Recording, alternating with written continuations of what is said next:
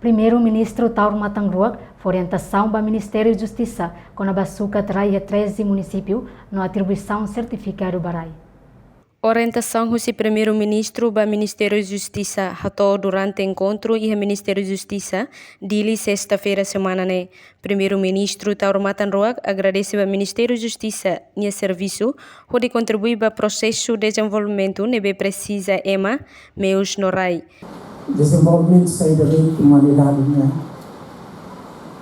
Ele é composto de outro tolo importante.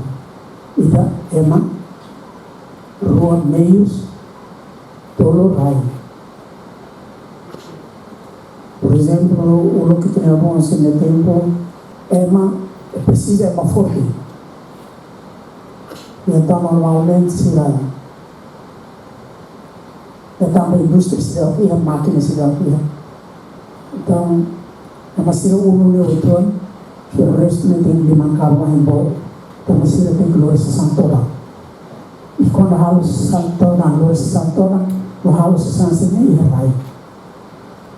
E a atividade que a colher, ação amanhã, o meio semente, a sem ser vai. Da maneira que o Estado, nação, nem no poder, povo, rei, Estado, povo, rei.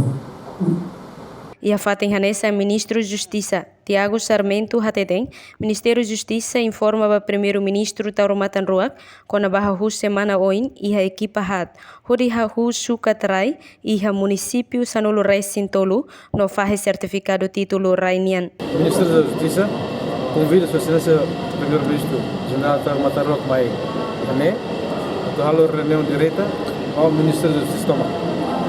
Ele a Direção Nacional da Terra Subpropriedade, Direção Nacional da Cadastro Linear, no pessoas sira técnico sira cadastrais deve durante nene sira e ela Ministro da Justiça. É primeiro.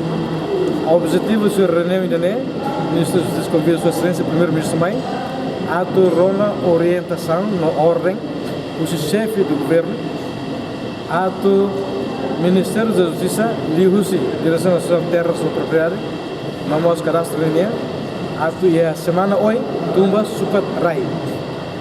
Sukatrai nene, e a equipa hat, deve ser tumba município hotuba.